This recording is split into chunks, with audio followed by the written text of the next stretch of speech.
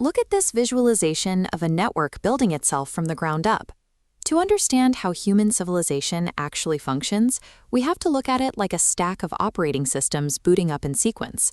Systems theorist William L. Weaver calls this progression the river of reality. It starts by establishing shared information through science, moves to connection through art, and builds trust through the hierarchy of religion. As we see in this 3D structural hierarchy, once those base tiers of shared truth and social trust solidify, they create the exact conditions necessary for the next major layer to come online: economics. Watch what happens as this massive, decentralized engine activates. Millions of individuals are now trading and interacting without any central planner, spontaneously generating unimaginable global wealth and rapid technological innovation. But for all its brilliance at generating wealth, this economic engine has a fatal mathematical bug woven directly into its code. Left unpatched, the system will eventually crash. This diagram illustrates exactly how that crash happens, a phenomenon known as the tragedy of the commons. When individuals act entirely rationally to maximize their own profit, they extract from a shared resource until that resource is completely destroyed. The cost of that destruction, the negative externality, is simply dumped onto everyone else.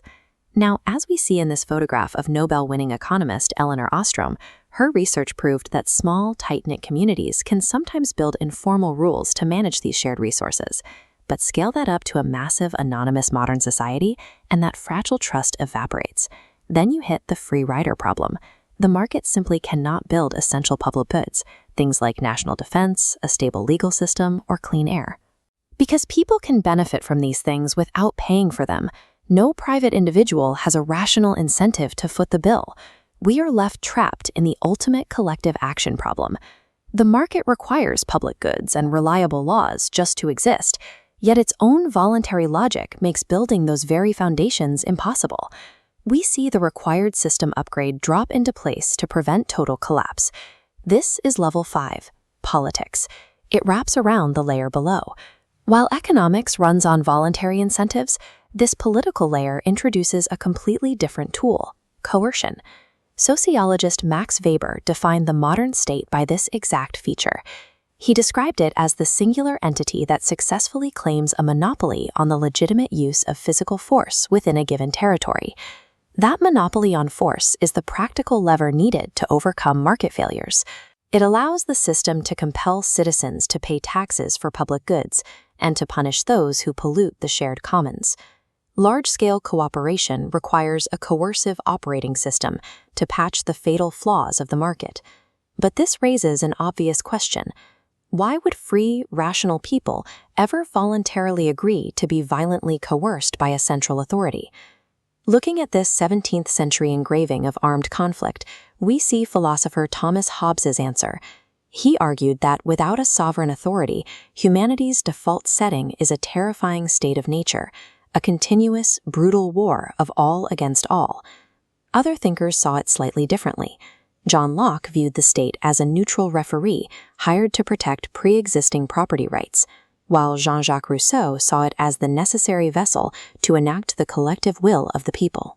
Regardless of the philosophical flavor, the core logic of the social contract remains identical. We trade a portion of our absolute individual freedom for the order, infrastructure, and survival that only collective force can guarantee. By installing this political patch, society averts economic ruin. But in doing so, we concentrate immense, legitimate violent power into a single entity, creating an immediate and terrifying risk of tyranny.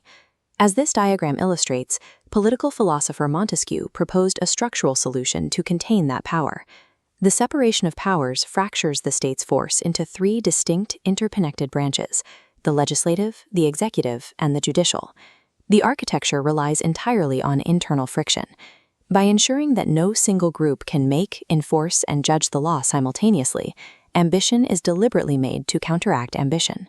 This portrait shows philosopher John Stuart Mill, who provided the external boundary for that power. His harm principle dictates that the state can only rightfully use its force against an individual to prevent them from harming others. Montesquieu gave us the internal structure to divide state power, while Mill defined its external scope.